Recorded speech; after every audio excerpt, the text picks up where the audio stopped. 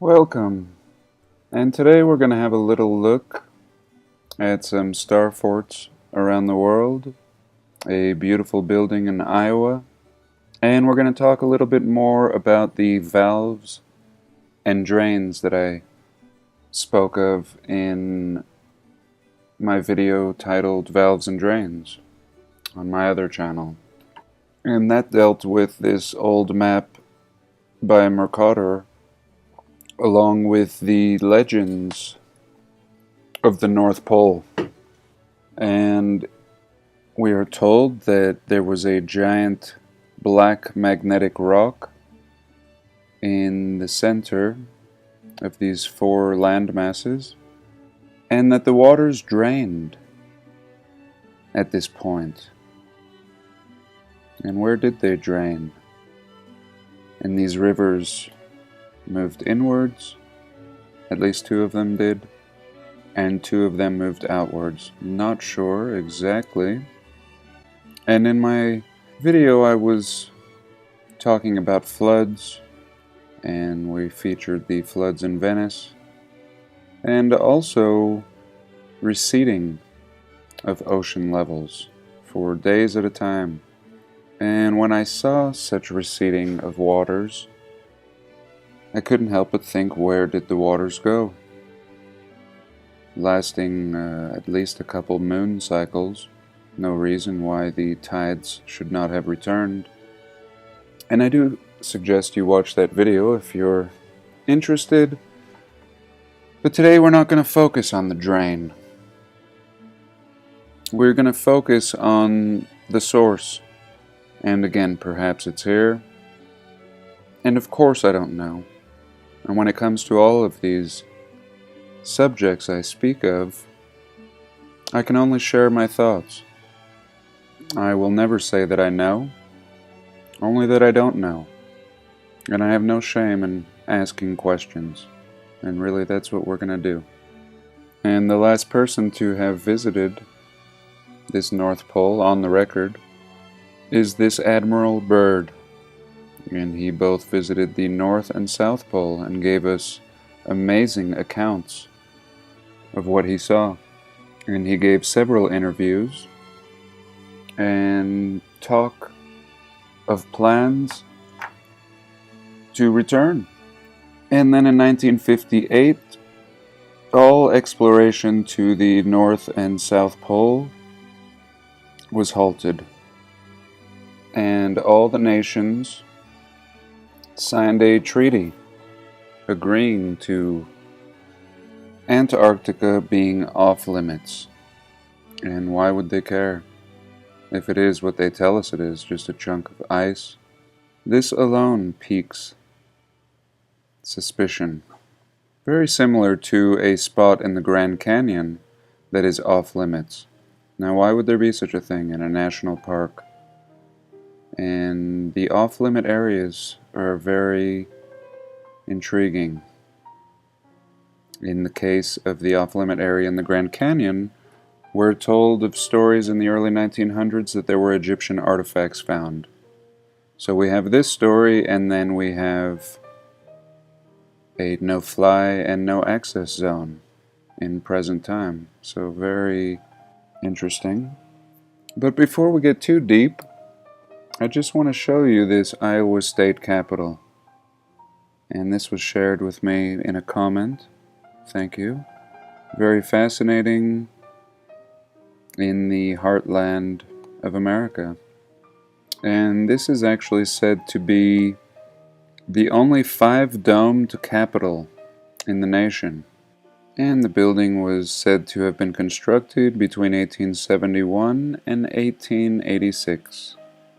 And in 1904 there was a fire, and finally in 1965 the dome was re-gilded, and in 1983 they began restorations in a 9-phase sequence. Phase 9 began in the spring of '98, and the whole project was completed in 2001 at a cost of $41 million. So just the restoration of this building, 1983 to 2001, taking much longer to restore than to even build, but nevertheless, an incredible building. And I'm really amazed that this is the first time that I'm seeing this. And I'm really not in the mood to tear apart the narrative. I only wanted to share and appreciate it, seeming to have very short windows on the bottom, and some of the most remarkable domes to be found anywhere. I would like to get a closer look at this Antiquitech up here, just pretty remarkable. And here we have a little better look. Just beautiful. And very over the top. And clearly architecture with purpose. Absolutely beautiful in Des Moines, Iowa. Built with horse, wagon, and no cranes. So here I wanted to just show this catalog of star forts that Colm Gibney has made. And this is available on his website. I'll leave the link. And thank you, Colm. Excellent work. And I think this is what we need a lot more of. Similar catalogs put together that can be imported into Google Earth on all these subjects that we talk about. And here I just wanted to start out with probably the most unlikely place I would expect to find a star fort, here in the New Mexico desert. And let's just have a little look at it real quick. And there we go. And you can see down here the coordinates if you'd like to check it out yourself. And really amazing. I mean, this one is in poor condition, very poor condition. And what seems like a buried structure. I mean, very clearly a buried structure, a star fort as found everywhere, along water, always seeming to be near water. And really amazing that this thing would not completely just be covered up, that we're even seeing a bit of it. And I'm sure these were everywhere, as they are, and varying levels of exposure. Let's just have a little peek at one here in Illinois, Metropolis, Illinois. And this one is right on a river. And let's just see. So here it looks like we have a twin pair of star forts. And again, I mean, these things seem to come from a much older time. And here we can see they've built some junky little buildings on top of them. And really amazing. And what is the purpose of these star forts? And again, when I made that last video, Valves and Drains, on my other channel, it really got me to consider that these star forts may be serving a greater purpose and may actually be perhaps some kinds of valves for allowing the flow of water. And what we can see here in San Francisco, on the other side of the Golden Gate Bridge, we see a marker for a star fort, and let's have a little look. And not seeming like your average star fort, but yet exhibiting these same types of features. And is this thing just completely buried? Now they tell us that this is the bunker, above the bunker at the Golden Gate Bridge. So even according to the story, this is a bunker or a fort. And really, even in this particular instance, looking like some kind of a drainage or a spillway. And what caught my attention with this one was these ports, or plugs. And perhaps these are like a pressure valve. And I've noticed these on many, many star forts, that they'll usually have one or two of these. And you can see a couple of them right here. And here just across the bay at the spot, we have another marker for a fort across the bridge. And here again we can see these same types of holes on the top, or plugs. And just to give you a little idea of actually how massive this old fort is, there we go. Just a beauty. And these little slit windows under the bridge. And here in Fort Jackson, Louisiana, and we can see the plug here in the center. And Pensacola Beach, Florida, on this artificial sandbar. And this one is in pretty rough shape, almost unrecognizable. And here we can see the plug holes 1 and 2 in the fort. And here we are in Alabama, Mobile, Alabama. And how fascinating, amazing that this was even found. This thing just out in the middle of nothingness, and really fascinating. Really, really amazing. And we'll just pin that. And here's one in Havana, Cuba. And we can see the plug hole. And very grid-like, very advanced Cuban layout. And another fort, a little bit less star seeming, but also very technological, in ruins. And a bunch over here, real beautiful and completely artificially built out into the water. Another one right here. This is just fascinating, and this might be one of the advantages to Cuba having political differences with the rest of the gang. And look at this, I mean, the preservation that we're seeing here. And we may be seeing a few different eras here, but this amazing tower, very well preserved. And this is really amazing. I mean, here they've made this, you know, super highway here, the Via Monumental.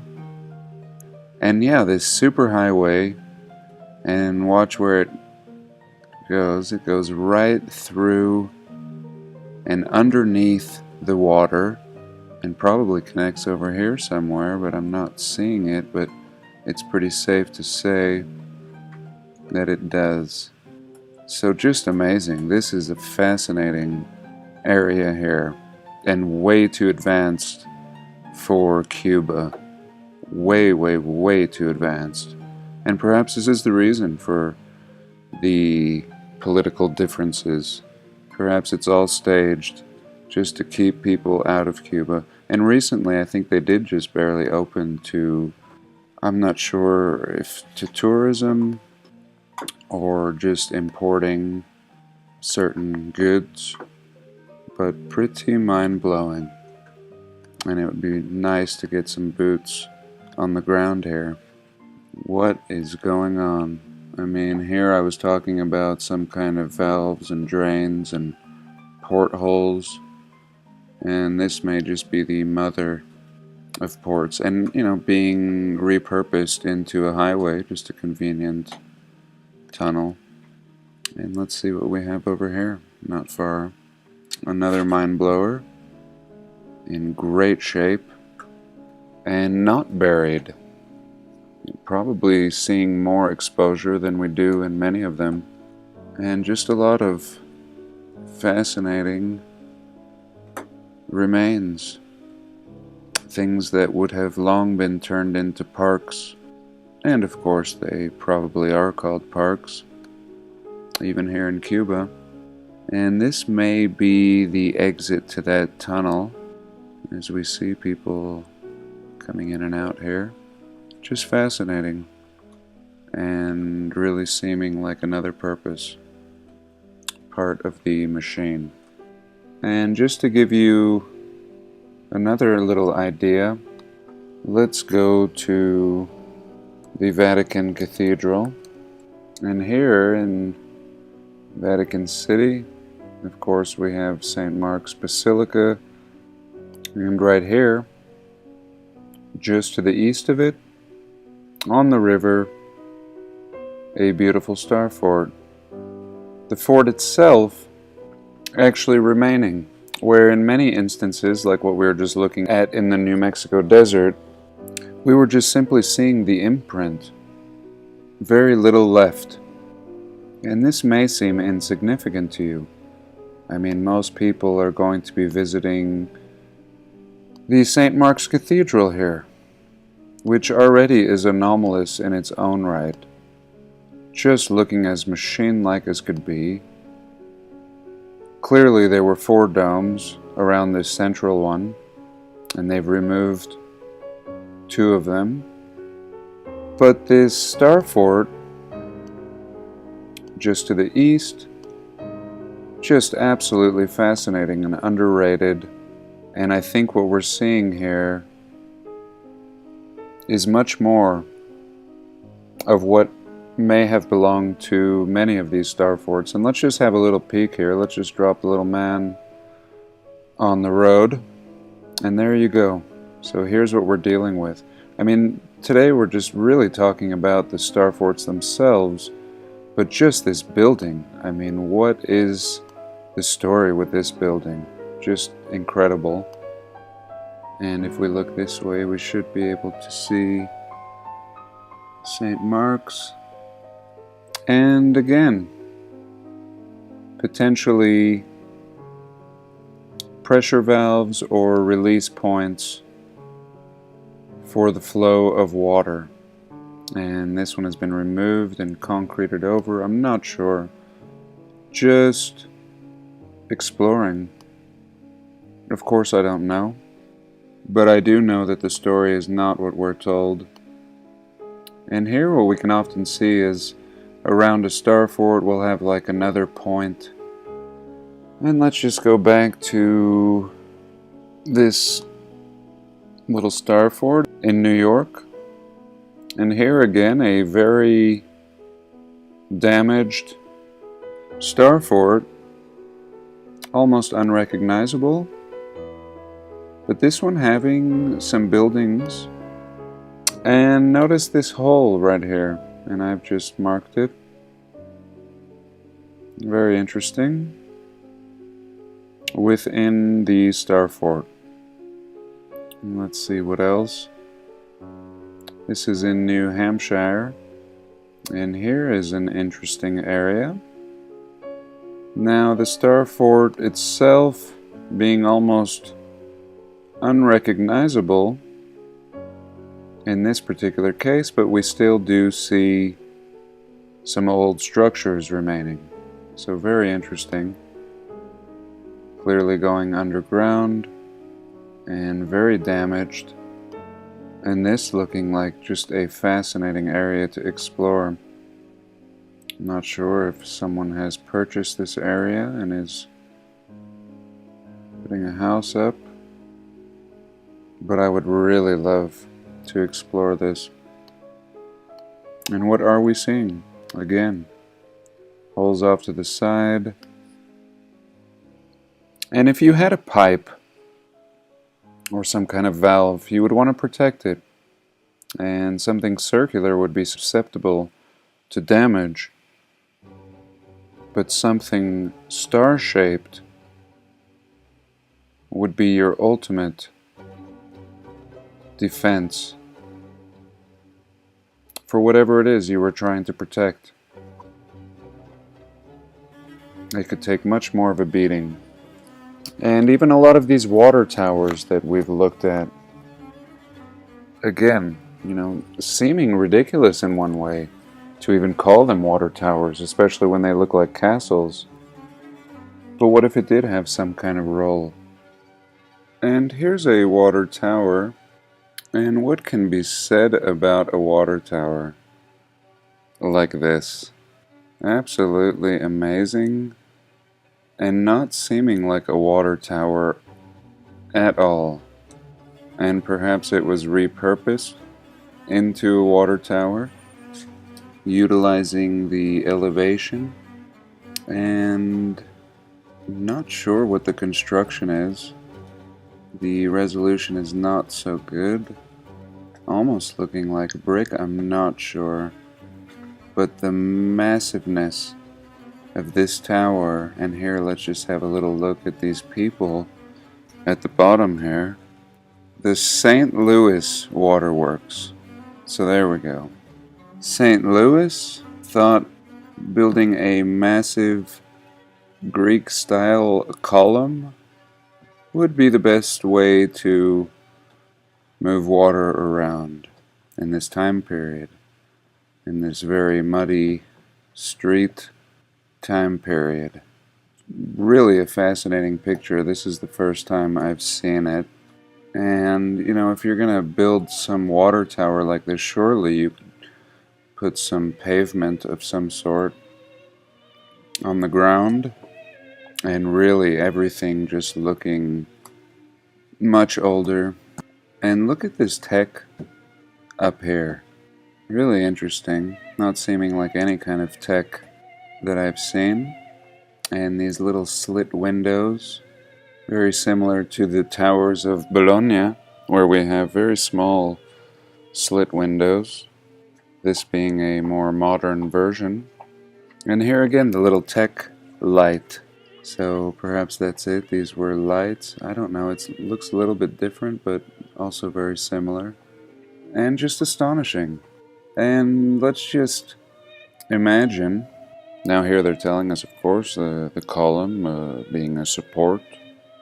But if that was the case, and this was not originally just a water tower, but rather the support for a building, then how massive would the building have been?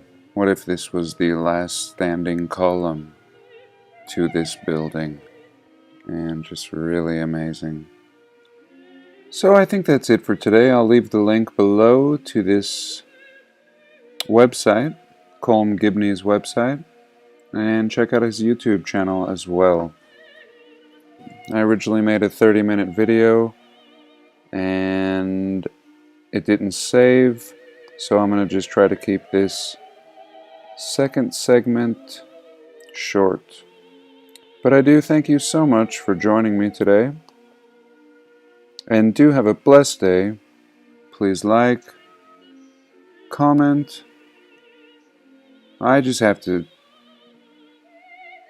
show you this one too real quick. I mean, this thing is just mind-blowing. Talk about not only building the island, but then building a small star fort within a bay on an artificial island. Just mind-blowing. And subscribe.